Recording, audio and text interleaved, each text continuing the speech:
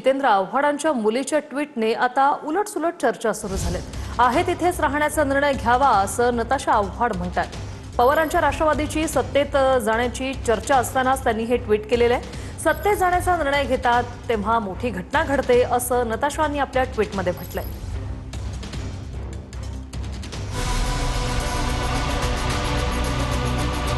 शरद पवारांची राष्ट्रवादी एनडीए सोबत सत्तेत सहभागी होणार अशा चर्चा असतानाच जितेंद्र आव्हाडांच्या मुलीच्या एका ट्विटने आणखी खळबळ उडवली। नताशा आव्हाडांनी आहेत तिथे राहण्याचा निर्णय घ्यावा असं म्हटलंय। जेव्हा जेव्हा एखाद्या विशिष्ट राजकीय पक्षाचे खासदार आणि नेते सत्तेत जाण्याचा निर्णय घेतात तेव्हा काहीतरी मोठी घटना घडते। कदाचित त्यांनी याकडे ईश्वराचा संकेत म्हणून पाहावं आणि आपण जिथे आहोत तिथे राहण्याचा निर्णय घ्यावा, म्हणजेच सत्तेत जाऊ नये असं नताशा आव्हाडांनी म्हटलंय। खासदार आणि नेते सत्तेत जाण्याचा निर्णय घेतात तेव्हा काहीतरी मोठी घटना घडते, याचा अर्थ खासदार आणि नेत्यांचा निर्णय झालेला आहे हे नताशा आव्हाडांना सांगायचं आहे। आता ज्या मोठ्या घटनेचा उल्लेख नताशा आव्हाडांनी केला ती मोठी घटना विद्यार्थ्यांचं आंदोलन हेच आहे। विद्यार्थ्यांचा सरकार विरोधी रोष पाहून शरद पवारही दिपकेंच्या भेटीला जंतर मंतरवर आले होते आणि या भेटीनंतर दुसऱ्याच दिवशी पंतप्रधान मोदींचीही भेट झाली। सूत्रांच्या माहितीनुसार आंदोलनावरील चर्चा आणि सत्तेत सहभागी होण्यावरून शिक्कामोर्तब झाल्याची माहिती आहे आणि विशेष म्हणजे विलीनीकरण न करताच पवारांची राष्ट्रवादीत एनडीए सोबत जाणार असल्याचं बोललं जातंय।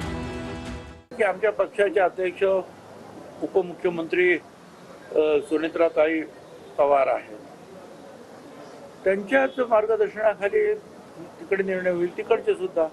परंतु हे सगळं काय असं एकमेकाला भेटल्यामुळे त्या वेगवेगळ्या चर्चांना उधाण आणण्याचं काम आपण मीडियाच करतो। ते काय ते करत नाही आणि आम्ही करत नाही। राजकीय नेते सामाजिक नेते भेटतात, त्याचा अर्थ ते त्यांच्या पक्षात गेले असं होत नाही। त्यामुळे ज्या वेळेला ते होईल त्यावेळेला बघू। विलीनीकरण हा जो विषय आहे हा त्यांचा वैयक्तिक प्रश्न आहे। हे शरद पवार साहेबांची राष्ट्रवादी असू दे किंवा अजितदादांची राष्ट्रवादी असू दे। आता अजितदादांच्या राष्ट्रवादीचं नेतृत्व सुनेत्राबाईंनी करतात, शरद पवार साहेब करतात, हा इंटरनल त्यांचा मामला आहे। परंतु शरद पवार साहेब एखाद्या गोष्टीसाठी नरेंद्र मोदी साहेबांना भेटले याचा अर्थ ते काही राजकीय बोलले असतील असं मला वाटत नाही। मला असं वाटतं महत्त्व हे कर्तृत्वावर अवलंबून आहे। शरद पवार साहेबांनी काय निर्णय घ्यायचा, सुनेत्राबाईंनी काय निर्णय घ्यायचा हा त्यांचा प्रश्न आहे। कोणाच्या येण्यानं, कोणाच्या जाण्यानं किंवा कोणाच्या विलीनीकरणानं कोणाचंही महत्त्व कमी होत नसतं। गेल्या आठवड्यापासून दोन्ही राष्ट्रवादीच्या नेत्यांच्या पंतप्रधान मोदी आणि अमित शहांसोबत भेटीगाठी झाल्या, तर दादांच्या राष्ट्रवादीच्या नेत्यांनीही पवारांच्या भेटी घेतल्या। आता नताशा आव्हाडांच्या म्हणण्याप्रमाणे ईश्वरी संकेत समजून आहे तिथे थांबणार की सत्तेत जाणार हे स्पष्ट होईल। Bureau report, TV9 Marathi, Mumbai. एक महत्त्वाची बातमी, ईश्वरपूर नगराध्यक्षांवरील अपात्रतेच्या कारवाईला आता स्थगिती। पवारांच्या राष्ट्रवादीचे नगराध्यक्ष आनंदराव मलगुंडे यांना अपात्र ठरवलेलं सांगलीचे जिल्हाधिकारी मैनाक घोष यांनी बांधकाम अनियमित प्रकरणी आनंदराव मलगुंडे यांच्यावर अपात्रतेची कारवाई केलेली।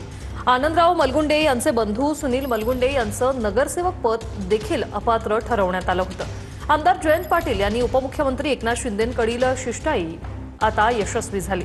जयंत पाटील यांनी काही दिवसांपूर्वी मुख्यमंत्र्यांची आणि उपमुख्यमंत्री शिंदे यांची या संदर्भात भेट घेतली होती।